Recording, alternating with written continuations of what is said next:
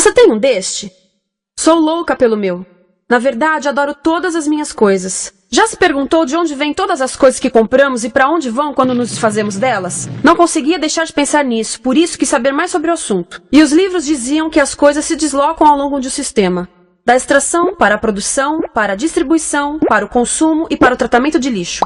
Isso tudo se chama a economia de materiais. Bem, estudei um pouco mais. Eu passei 10 anos viajando pelo mundo, atrás de pistas de onde vêm as nossas coisas e para onde vão. E sabe o que eu descobri? Esta não é toda a história. Falta muita coisa nessa explicação. Em primeiro lugar, neste sistema parece que está tudo bem, sem problemas. Mas, na verdade, é um sistema em crise, porque trata-se de um sistema linear. E nós vivemos num planeta finito. E não se pode gerir um sistema linear num planeta finito, indefinidamente. Em todas as suas etapas, este sistema interage com o mundo real. A vida real não acontece numa página em branco. Interage com sociedades, culturas, economias, o ambiente. E durante as etapas, a vida vai se chocando contra seus limites. Limites que aqui não vemos porque o diagrama está incompleto. Então, voltemos atrás para preencher alguns espaços e ver o que falta. Uma das coisas mais importantes em falta são as pessoas. Sim, pessoas. As pessoas vivem e trabalham em todas as etapas desse sistema, onde algumas são um pouco mais importantes que outras. Algumas têm maior poder de decisão. Quem são elas? Comecemos pelo governo. Meus amigos dizem que eu devia usar um tanque para simbolizar o governo. E isso é uma realidade em muitos países, e cada vez mais também no nosso. Afinal, mais de 50% dos nossos impostos vão para os militares. Mas vou usar uma pessoa para simbolizar o governo, porque acredito nos valores e na visão de que o governo deve ser das pessoas, pelas pessoas, para as pessoas. A função do governo é olhar por nós, cuidar de nós. Esse é o seu trabalho. Depois vem as corporações. O que leva as corporações a parecerem maiores que o governo é porque elas são maiores que o governo. Atualmente, entre as 100 maiores economias da Terra, 51 são corporações. À medida que as corporações foram crescendo, em tamanho e poder, assistimos a uma pequena mudança no governo, como se estivessem mais preocupados com o bem-estar deles do que com o nosso. Muito bem, então vejamos o que mais falta nessa imagem. Começaremos pela extração, que é uma palavra pomposa para exploração de recursos naturais, que por sua vez é uma palavra pomposa para destruir o planeta. A verdade é que cortamos as árvores, arrebentamos as montanhas para extrair os metais, consumimos toda a água e exterminamos os animais. Aqui enfrentamos o nosso primeiro limite. Estamos ficando sem recursos naturais. Estamos utilizando demasiados materiais. Sei que isto pode ser difícil de ouvir, mas é a verdade. Por isso temos que lidar com isso. Durante apenas as 3 últimas décadas, foram consumidos 33% dos recursos naturais do planeta. Desapareceram. Cortamos, minamos, perfuramos e destruímos o planeta tão depressa que estamos debilitando a capacidade do planeta para sustentar o nosso modo de vida. Aonde eu vivo, nos Estados Unidos, resta-nos menos de 4% da nossa floresta original. 40% dos cursos de água estão impróprios para o consumo. E o nosso problema não é apenas estarmos utilizando demasiados recursos, mas o fato de estarmos utilizando mais do que a nossa parte. Temos 5% da população mundial, mas usamos 30% dos recursos mundiais. Se todos consumissem ao ritmo dos Estados Unidos, precisaríamos de 3 a 5 planetas. E sabem uma coisa? Só temos um. Então, a resposta do meu país a essa limitação é simplesmente ir tomar dos outros. Este é o terceiro mundo, que alguém dirá tratar-se apenas de uma expressão para designar o local para onde foram as nossas matérias-primas. E o que é que acontece? A mesma coisa, destruição do local. 75% das zonas de pesca do planeta estão sendo exploradas ao máximo ou além da sua capacidade. Desapareceram 80% das florestas originais do planeta. Só na Amazônia perdemos 2.000 árvores por minuto, o equivalente a um campo de futebol por minuto. Então, e as pessoas que vivem aqui? Bem, de acordo com esses sujeitos, eles não são donos desses recursos, mesmo que vivam lá há gerações. Não são donos dos meios de produção, nem compram muitas coisas. Nesse sistema, quem não possui nem compra muitas coisas não tem valor. A seguir, as matérias-primas seguem para a produção, aonde utilizamos energia para misturar químicos tóxicos com recursos naturais para produzir produtos contaminados com tóxicos. Há atualmente no comércio mais de 100.000 químicos sintéticos. Apenas um punhado foi testado para avaliar o seu impacto na saúde, e nenhum foi testado em relação aos impactos sinérgicos na saúde, ou seja, a interação com todos os outros químicos aos quais estamos expostos diariamente. Por isso, desconhecemos o impacto total deles na saúde e no ambiente. Mas sabemos uma coisa: os tóxicos entram e saem. Enquanto continuarmos a introduzi-los nos nossos sistemas de produção industrial, continuaremos a inserir esses tóxicos nos produtos que levamos para nossas casas, trabalho e escolas, e claro, para nossos corpos. Como os BFRs, ou retardantes de incêndio à base de brometo, que tornam as coisas mais resistentes ao fogo, mas são super tóxicos. São neurotóxicos, ou seja, tóxicos para o cérebro. O que é que estamos fazendo usando esses químicos? Apesar disso, os usamos em nossos computadores, eletrodomésticos, sofás, colchões e até alguns travesseiros. Sim, pegamos nossos travesseiros, os revestimos com neurotoxinas, levamos para casa e dormimos por 8 horas com eles. Não sei, mas acho que num país com tanto potencial, poderíamos ter uma maneira melhor de evitar que as cabeças peguem fogo à noite. Sabia que essas toxinas vão se acumulando ao longo da cadeia alimentar e se concentram nos nossos corpos? Sabe qual é o alimento do topo da cadeia alimentar com o nível mais elevado de químicos tóxicos? O leite materno. Isto significa que os menores membros das nossas sociedades, os nossos bebês, recebem as maiores doses de químicos tóxicos das suas vidas a partir do leite das suas mães. Não acha que é uma incrível violação? A amamentação deveria ser o mais importante ato humano de nutrição. Deveria ser algo sagrado e seguro. A amamentação continua a ser o melhor e as mães devem amamentar, mas nós deveríamos proteger esse ato. Eles deviam protegê-lo. Eu pensava que zelavam pelos nossos interesses. As pessoas que mais sofrem com esses produtos químicos são os trabalhadores das fábricas. Muitos são mulheres em idade reprodutiva, que trabalham com toxinas que afetam a gestação, carcinogênicos e muito mais. Agora eu pergunto, que tipo de mulher em idade reprodutiva trabalharia no emprego deste, exposta a estas toxinas, a não ser uma mulher sem outra alternativa? Essa é uma das maravilhas desse sistema. A erosão dos ecossistemas e economias locais, aqui, garante um fluxo constante de pessoas sem alternativas. No mundo, há 200 mil pessoas por dia se deslocando de ambientes que as sustentaram ao longo de gerações para cidades, onde muitas vivem em bairros de lata, à procura de emprego, por mais tóxico que seja. Não só os recursos são desperdiçados ao longo desse sistema, mas também pessoas, comunidades inteiras são desfeitas. Sim, as toxinas entram e saem. Muitas delas saem das fábricas em produtos, e muitas mais saem como subprodutos, ou poluição. E estamos falando de muita poluição. Nos Estados Unidos, as indústrias admitem liberar mais de 1.800.000 quilos de químicos tóxicos por ano. Deve ser muito mais, porque isso é o que eles admitem. Trata-se de outro limite, porque quem quer ver e respirar 1.800.000 quilos de químicos tóxicos por ano? Então o que eles fazem? Mudam as fábricas poluidoras para o estrangeiro, para poluir outros países. Mas, surpresa, grande parte dessa poluição volta para nós trazida pelo vento. E o que acontece depois de todos os recursos naturais serem transformados em produtos? Passam por aqui, para a distribuição, o que significa vender todo o lixo contaminado com toxinas o mais rápido possível. Aqui, o objetivo é manter os preços baixos, com as pessoas comprando os produtos em constante movimento. Como eles mantêm os preços baixos? Pagam salários baixos aos trabalhadores das lojas e restringem o acesso aos seguros de saúde sempre que podem. Tudo se resume em exteriorizar os custos. O verdadeiro custo da produção não se reflete no preço. Em outras palavras, não pagamos aquilo que compramos. Outro dia estive pensando nisto. Ia a caminho do trabalho e queria ouvir as notícias. Por isso entrei numa loja para comprar um rádio. Encontrei um pequeno rádio verde engraçado que custava $4,99. Na fila do caixa pensei, como $4,99 podem refletir o custo da produção e transporte desse rádio até ele chegar nas minhas mãos? O metal deve ter sido extraído na África do Sul. O petróleo provavelmente do Iraque. O plástico produzido na China e talvez montado por uma criança de 15 anos numa fábrica do México. $4,99 não paga nem o aluguel do espaço ocupado na prateleira, nem parte do salário do empregado que me atendeu, ou as viagens de navio e caminhão que o rádio fez. Foi assim que eu percebi que eu não paguei o valor do rádio. Então, quem pagou? Estas pessoas pagaram com a perda do espaço dos seus recursos naturais. Estas pagaram com a perda do ar puro, com o aumento de doenças como asma e câncer. As crianças do Congo pagaram com o seu futuro, pois 30% delas abandonam a escola para trabalhar nas minas de coltan, um metal que usamos em aparelhos eletrônicos baratos e descartáveis. Estas pessoas pagaram por não ter direito ao seguro de saúde. Ao longo desse sistema, pessoas contribuíram para que eu comprasse o rádio por $4,99. Mas essas contribuições não são registradas por nenhum contabilista.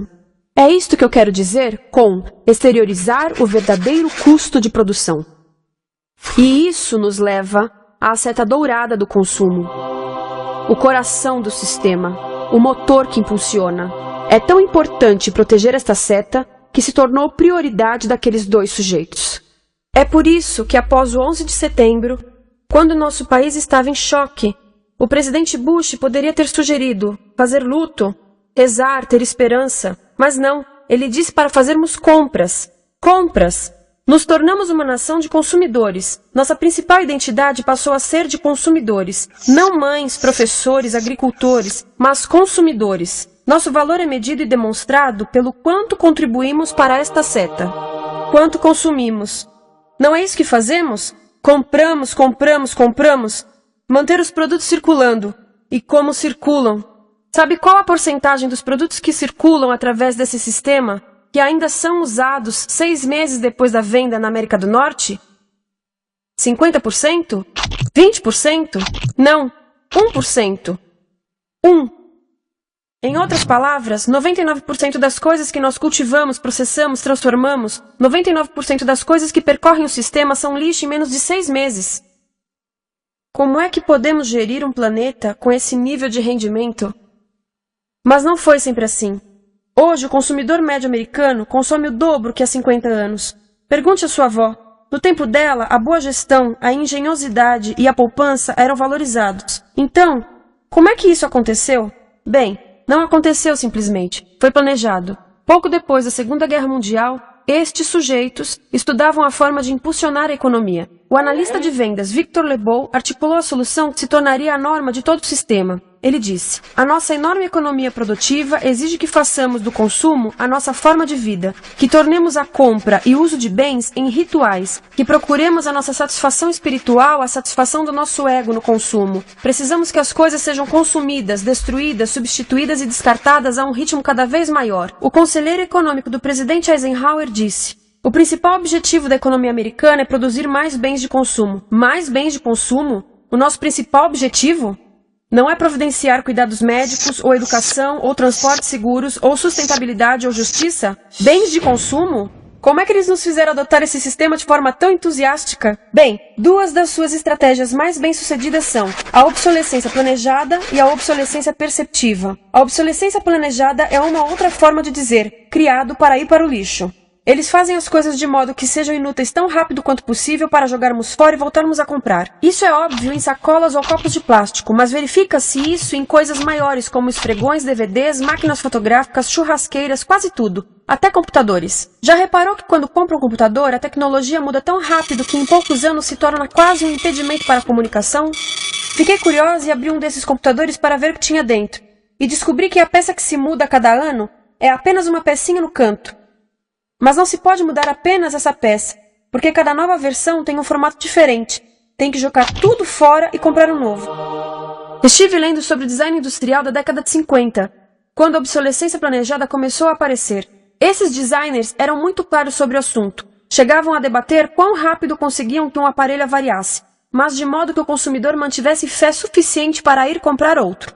Foi tão intencional, mas as coisas não avariam suficientemente rápido para manter essa seta funcionando. Por isso existe também a obsolescência perceptiva. A obsolescência perceptiva nos convence a jogar fora coisas que ainda são perfeitamente úteis. Como fazem isso? Mudam a aparência das coisas. Por isso, se comprou suas coisas há alguns anos, todos percebem que você não tem contribuído para essa seta. E como o nosso valor depende da nossa contribuição para essa seta, isso pode ser embaraçoso. Por exemplo, se eu tiver o mesmo monitor de computador gordo e branco na minha mesa por 5 anos e a minha colega tiver comprado um computador novo, ela vai ter um monitor plano brilhante que combina com o computador, com o celular e até com as canetas. Ela parece estar operando uma nave espacial e eu pareço que tenho uma máquina de lavar na mesa. A moda é outro bom exemplo. Já se perguntou por que os saltos dos sapatos das mulheres passam de largos para finos num ano e no próximo de finos para largos? Não é por haver um debate sobre qual deles é mais saudável. É porque usar saltos largos num ano de saltos finos mostra que você não contribuiu recentemente para a seta. Por isso não vale tanto quanto a pessoa com saltos finos ao seu lado, ou em um anúncio. É para comprarmos sapatos novos. A publicidade e a mídia em geral têm um papel importante nisto. Cada um de nós nos Estados Unidos é bombardeado com mais de 3.000 anúncios por dia. Vemos mais publicidade num ano do que as pessoas há 50 anos viam em toda a vida. Qual é o objetivo de um anúncio se não nos fazer infelizes com o que temos? Por isso, nos dizem 3.000 vezes por dia que nosso cabelo está errado, nossa pele, nossa roupa, nossos móveis, nossos carros, nós estamos errados. Mas tudo se resolve se formos às compras. A mídia também ajuda a esconder tudo isto e isto. Por isso, a única parte da economia que vemos são as compras. A extração, produção e envio para o lixo acontecem fora do nosso campo de visão. Por isso, nos Estados Unidos, temos mais coisas do que tivemos antes, mas pesquisas mostram nossa felicidade declinando. Nossa felicidade teve seu pico na década de 50, a mesma época em que a febre consumista explodiu. Coincidência interessante. Acho que sei o porquê. Temos mais coisas, porém menos tempo para o que realmente nos faz felizes. Amigos, família, tempo livre. Estamos trabalhando mais do que nunca. Analistas dizem que não temos tão pouco tempo livre desde a sociedade feudal. E sabem quais são as duas atividades que mais fazemos no pouco tempo livre que temos? Ver televisão e fazer compras. Nós, americanos, passamos 3 a 4 vezes mais tempo comprando do que os europeus. Assim, nessa situação ridícula, vamos trabalhar talvez em 2 empregos, e quando chegamos em casa exaustos e sentamos no sofá novo para ver televisão, os anúncios dizem que não prestamos, então vamos às compras para nos sentirmos melhor. Depois trabalhamos mais para pagar o que compramos, e chegamos em casa mais cansados, vemos mais televisão que nos diz para fazermos compras outra vez. E estamos nesse ciclo de trabalhar, ver, comprar, e podíamos simplesmente parar. Então, no final, o que acontece a todas essas coisas que compramos? Nesse ritmo de consumo, não cabe tudo em casa, apesar do tamanho médio das casas ter duplicado nesse país desde os anos 70. Vai tudo pro lixo, e isso nos leva ao tratamento do lixo. Essa é a parte da economia de materiais que conhecemos melhor, porque nós temos de levar o lixo até a esquina. Cada americano produz 2 quilos de lixo por dia, o dobro do que fazíamos há 30 anos. Todo esse lixo ou é despejado num aterro, que é um grande buraco no chão, ou ainda pior, primeiro é incinerado e depois despejado no aterro. As duas formas poluem o ar, o solo, a água, sem esquecer que alteram o clima. A incineração é realmente ruim. Lembra daqueles tóxicos da fase da produção? Bem, queimar o lixo libera esses tóxicos no ar. Pior ainda, produz supertóxicos novos, como a dioxina. A dioxina é a substância mais tóxica feita pelo homem, e os incineradores são a principal fonte de dioxina. Isso significa que podemos parar a principal fonte da mais tóxica substância conhecida e feita pelo homem, simplesmente parando de queimar o lixo. E podemos parar hoje. Algumas empresas não querem criar aterros e incineradores aqui. Por isso, também exportam os resíduos. Então, e a reciclagem? A reciclagem ajuda? Sim, a reciclagem ajuda. Ela reduz o lixo nessa extremidade e depois reduz a pressão para minerar e colher mais nessa extremidade. Sim, todos devemos reciclar, mas reciclar não é o suficiente. Reciclar nunca será suficiente por 2 razões. Primeiro, o lixo que vem das nossas casas é apenas a ponta do iceberg. Para cada saco de lixo que deixamos na esquina, 70 sacos de lixo são criados anteriormente, só para fazer o lixo desse saco que deixamos na esquina. Assim, mesmo que pudéssemos reciclar 100% do lixo das nossas casas, não se chegaria ao coração do problema. Além disso, grande parte do lixo não pode ser reciclado, ou porque contém demasiados tóxicos, ou porque é criado de início para não ser reciclável. Como aquelas caixas de suco, que têm as camadas de metal, papel e plástico, todas coladas. Não dá para separar essas camadas para reciclá-las. Como se vê, é um sistema em crise. Por todo o percurso, estamos batendo em limites, do clima em mudança ao decréscimo da felicidade. Simplesmente não está funcionando. Mas a parte boa de um problema tão generalizado é haver tantos pontos de intervenção.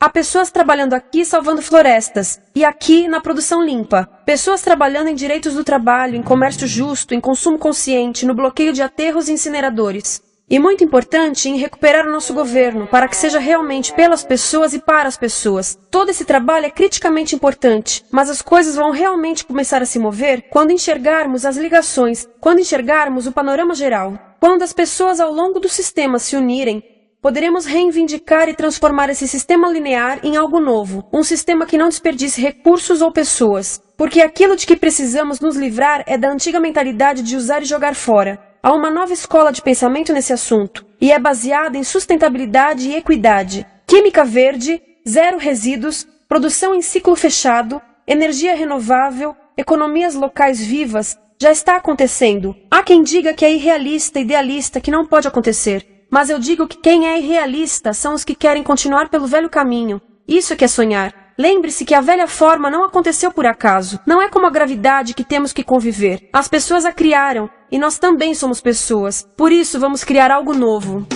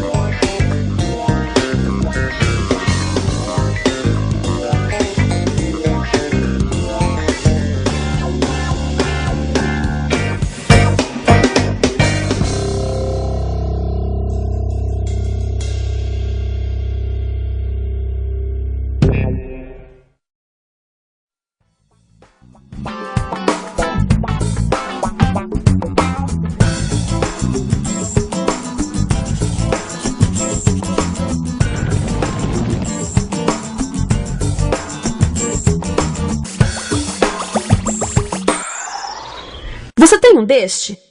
Sou louca pelo meu.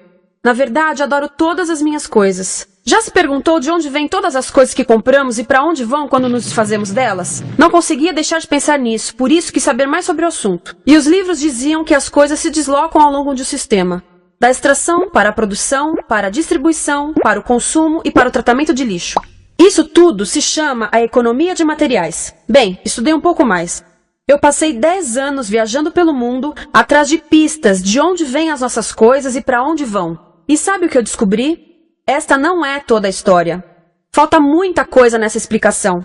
Em primeiro lugar, neste sistema parece que está tudo bem, sem problemas. Mas, na verdade, é um sistema em crise, porque trata-se de um sistema linear. E nós vivemos num planeta finito. E não se pode gerir um sistema linear num planeta finito, indefinidamente. Em todas as suas etapas, este sistema interage com o mundo real. A vida real não acontece numa página em branco. Interage com sociedades, culturas, economias, o ambiente. E durante as etapas, a vida vai se chocando contra seus limites. Limites que aqui não vemos porque o diagrama está incompleto. Então voltemos atrás para preencher alguns espaços e ver o que falta. Uma das coisas mais importantes em falta são as pessoas. Sim, pessoas. As pessoas vivem e trabalham em todas as etapas desse sistema, onde algumas são um pouco mais importantes que outras. Algumas têm maior poder de decisão. Quem são elas? Comecemos pelo governo. Meus amigos dizem que eu devia usar um tanque para simbolizar o governo. E isso é uma realidade em muitos países, e cada vez mais também no nosso. Afinal, mais de 50% dos nossos impostos vão para os militares. Mas vou usar uma pessoa para simbolizar o governo, porque acredito nos valores e na visão de que o governo deve ser das pessoas, pelas pessoas, para as pessoas. A função do governo é olhar por nós, cuidar de nós. Esse é o seu trabalho. Depois vem as corporações. O que leva as corporações a parecerem maiores que o governo é porque elas são maiores que o governo. Atualmente, entre as 100 maiores economias da Terra, 51 são corporações. À medida que as corporações foram crescendo, em tamanho e poder, assistimos a uma pequena mudança no governo, como se estivessem mais preocupados com o bem-estar deles do que com o nosso. Muito bem, então vejamos o que mais falta nessa imagem. Começaremos pela extração, que é uma palavra pomposa para exploração de recursos naturais, que por sua vez é uma palavra pomposa para destruir o planeta. A verdade é que cortamos as árvores, arrebentamos as montanhas para extrair os metais, consumimos toda a água e exterminamos os animais. Aqui enfrentamos o nosso primeiro limite. Estamos ficando sem recursos naturais. Estamos utilizando demasiados materiais. Sei que isto pode ser difícil de ouvir, mas é a verdade. Por isso temos que lidar com isso. Durante apenas as 3 últimas décadas, foram consumidos 33% dos recursos naturais do planeta. Desapareceram. Cortamos, minamos, perfuramos e destruímos o planeta tão depressa que estamos debilitando a capacidade do planeta para sustentar o nosso modo de vida. Onde eu vivo, nos Estados Unidos, resta-nos menos de 4% da nossa floresta original. 40% dos cursos de água estão impróprios para o consumo. E o nosso problema não é apenas estarmos utilizando demasiados recursos, mas o fato de estarmos utilizando mais do que a nossa parte. Temos 5% da população mundial, mas usamos 30% dos recursos mundiais. Se todos consumissem ao ritmo dos Estados Unidos, precisaríamos de 3 a 5 planetas. E sabem uma coisa? Só temos um. Então, a resposta do meu país a essa limitação é simplesmente ir tomar dos outros. Este é o terceiro mundo, que alguém dirá tratar-se apenas de uma expressão para designar o local para onde foram as nossas matérias-primas. E o que é que acontece? A mesma coisa, destruição do local. 75% das zonas de pesca do planeta estão sendo exploradas ao máximo ou além da sua capacidade. Desapareceram 80% das florestas originais do planeta. Só na Amazônia perdemos 2.000 árvores por minuto, o equivalente a um campo de futebol por minuto. Então, e as pessoas que vivem aqui? Bem, de acordo com esses sujeitos, eles não são donos desses recursos, mesmo que vivam lá há gerações. Não são donos dos meios de produção, nem compram muitas coisas. Nesse sistema, quem não possui nem compra muitas coisas não tem valor. A seguir, as matérias-primas seguem para a produção, aonde utilizamos energia para misturar químicos tóxicos com recursos naturais para produzir produtos contaminados com tóxicos. Há atualmente no comércio mais de 100.000 químicos sintéticos. Apenas um punhado foi testado para avaliar o seu impacto na saúde, e nenhum foi testado em relação aos impactos sinérgicos na saúde, ou seja, a interação com todos os outros químicos aos quais estamos expostos diariamente. Por isso, desconhecemos o impacto total deles na saúde e no ambiente. Mas sabemos uma coisa, os tóxicos entram e saem. Enquanto continuarmos a introduzi-los nos nossos sistemas de produção industrial, continuaremos a inserir eles para o estrangeiro, para poluir outros países. Mas, surpresa! Grande parte dessa poluição volta para nós trazida pelo vento. E o que acontece depois de todos os recursos naturais serem transformados em produtos? Passam por aqui, para a distribuição, o que significa vender todo o lixo contaminado com toxinas o mais rápido possível. Aqui, o objetivo é manter os preços baixos, com as pessoas comprando os produtos em constante movimento. Como eles mantêm os preços baixos? Pagam salários baixos aos trabalhadores das lojas e restringem o acesso aos seguros de saúde sempre que podem. Tudo se resume em exteriorizar os custos. O verdadeiro custo da produção não se reflete no preço. Em outras palavras, não pagamos aquilo que compramos. Outro dia estive pensando nisto. Ia a caminho do trabalho e queria ouvir as notícias. Por isso entrei numa loja para comprar um rádio. Encontrei um pequeno rádio verde engraçado que custava $4,99. Na fila do caixa pensei, como $4,99 podem refletir o custo da produção e transporte desse rádio até ele chegar nas minhas mãos? O metal deve ter sido extraído na África do Sul. O petróleo provavelmente do Iraque. O plástico produzido na China e talvez montado por uma criança de 15 anos numa fábrica do México. $4,99 não paga nem o aluguel do espaço ocupado na prateleira, nem parte do salário do empregado que me atendeu, ou as viagens de navio e caminhão que o rádio fez. Foi assim que eu percebi que eu não paguei o valor do rádio. Então, quem pagou? Estas pessoas pagaram com a perda do espaço dos seus recursos naturais. Estas pagaram com a perda do ar puro, com o aumento de doenças como asma e câncer. As crianças do Congo pagaram com o seu futuro, pois 30% delas abandonam a escola para trabalhar nas minas de coltan, um metal que usamos em aparelhos eletrônicos baratos e descartáveis. Estas pessoas pagaram por não ter direito ao seguro de saúde. Ao longo desse sistema, pessoas contribuíram para que eu comprasse o rádio por $4,99. Mas essas contribuições não são registradas por nenhum contabilista. É isto que eu quero dizer com exteriorizar o verdadeiro custo de produção. E isso nos leva à seta dourada do consumo. O coração do sistema, o motor que impulsiona. É tão importante proteger esta seta que se tornou prioridade daqueles dois sujeitos. É por isso que após o 11 de setembro, quando nosso país estava em choque, o presidente Bush poderia ter sugerido fazer luto, rezar, ter esperança, mas não, ele disse para fazermos compras. Compras! Nos tornamos uma nação de consumidores. Nossa principal identidade passou a ser de consumidores. Esses tóxicos nos produtos que levamos para nossas casas, trabalho e escolas, e claro, para nossos corpos. Como os BFRs, ou retardantes de incêndio à base de brometo, que tornam as coisas mais resistentes ao fogo, mas são super tóxicos. São neurotóxicos, ou seja, tóxicos para o cérebro. O que é que estamos fazendo usando esses químicos? Apesar disso, os usamos em nossos computadores, eletrodomésticos, sofás, colchões e até alguns travesseiros. Sim, pegamos nossos travesseiros, os revestimos com neurotoxinas, levamos para casa e dormimos por 8 horas com eles. Não sei, Mas acho que num país com tanto potencial, poderíamos ter uma maneira melhor de evitar que as cabeças peguem fogo à noite. Sabia que essas toxinas vão se acumulando ao longo da cadeia alimentar e se concentram nos nossos corpos? Sabe qual é o alimento do topo da cadeia alimentar com o nível mais elevado de químicos tóxicos? O leite materno. Isto significa que os menores membros das nossas sociedades, os nossos bebês, recebem as maiores doses de químicos tóxicos das suas vidas a partir do leite das suas mães. Não acha que é uma incrível violação? A amamentação deveria ser o mais importante ato humano de nutrição. Deveria ser algo sagrado e seguro. A amamentação continua a ser o melhor e as mães devem amamentar, mas nós deveríamos proteger esse ato. Eles deviam protegê-lo. Eu pensava que zelavam pelos nossos interesses. As pessoas que mais sofrem com esses produtos químicos são os trabalhadores das fábricas. Muitos são mulheres em idade reprodutiva que trabalham com toxinas que afetam a gestação, carcinogênicos e muito mais. Agora eu pergunto, que tipo de mulher em idade reprodutiva trabalharia no emprego deste, exposta a estas toxinas, a não ser uma mulher sem outra alternativa?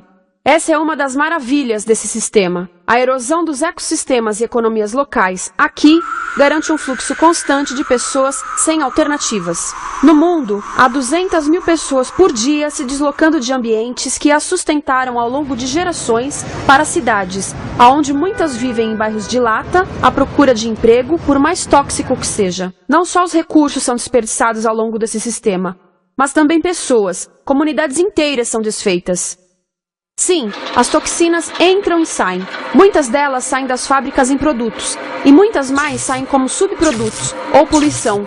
E estamos falando de muita poluição. Nos Estados Unidos, as indústrias admitem liberar mais de 1.800.000 quilos de químicos tóxicos por ano. Deve ser muito mais, porque isso é o que eles admitem. Trata-se de outro limite, porque quem quer ver e respirar 1.800.000 quilos de químicos tóxicos por ano? Então o que eles fazem? Mudam as fábricas poluidoras, não mães, professores, agricultores, mas consumidores. Nosso valor é medido e demonstrado pelo quanto contribuímos para esta seta. Quanto consumimos. Não é isso que fazemos? Compramos, compramos, compramos. Manter os produtos circulando. E como circulam? Sabe qual a porcentagem dos produtos que circulam através desse sistema, que ainda são usados 6 meses depois da venda na América do Norte? 50%? 20%? Não, 1%. 1. Em outras palavras, 99% das coisas que nós cultivamos, processamos, transformamos, 99% das coisas que percorrem o sistema são lixo em menos de 6 meses. Como é que podemos gerir um planeta com esse nível de rendimento? Mas não foi sempre assim. Hoje, o consumidor médio americano consome o dobro que há 50 anos. Pergunte à sua avó. No tempo dela, a boa gestão, a engenhosidade e a poupança eram valorizados. Então, como é que isso aconteceu? Bem, não aconteceu simplesmente. Foi planejado. Pouco depois da Segunda Guerra Mundial, estes sujeitos estudavam a forma de impulsionar a economia. O analista de vendas Victor Lebow articulou a solução que se tornaria a norma de todo o sistema. Ele disse: a nossa enorme economia produtiva exige que façamos do consumo a nossa forma de vida, que tornemos a compra e uso de bens em rituais, que procuremos a nossa satisfação espiritual, a satisfação do nosso ego no consumo. Precisamos que as coisas sejam consumidas, destruídas, substituídas e descartadas a um ritmo cada vez maior. O conselheiro econômico do presidente Eisenhower disse: o principal objetivo da economia americana é produzir mais bens de consumo. Mais bens de consumo? O nosso principal objetivo? Não é providenciar cuidados médicos, ou educação, ou transportes seguros, ou sustentabilidade, ou justiça? Bens de consumo? Como é que eles nos fizeram adotar esse sistema de forma tão entusiástica? Bem, 2 das suas estratégias mais bem-sucedidas são a obsolescência planejada e a obsolescência perceptiva. A obsolescência planejada é uma outra forma de dizer criado para ir para o lixo. Eles fazem as coisas de modo que sejam inúteis tão rápido quanto possível para jogarmos fora e voltarmos a comprar. Isso é óbvio em sacolas ou copos de plástico, mas verifica-se isso em coisas maiores como esfregões, DVDs, máquinas fotográficas, churrasqueiras, quase tudo. Até computadores. Já reparou que quando compra um computador, a tecnologia muda tão rápido que em poucos anos se torna quase um impedimento para a comunicação? Fiquei curiosa e abri um desses computadores para ver o que tinha dentro. E descobri que a peça que se muda a cada ano é apenas uma pecinha no canto. Mas não se pode mudar apenas essa peça, porque cada nova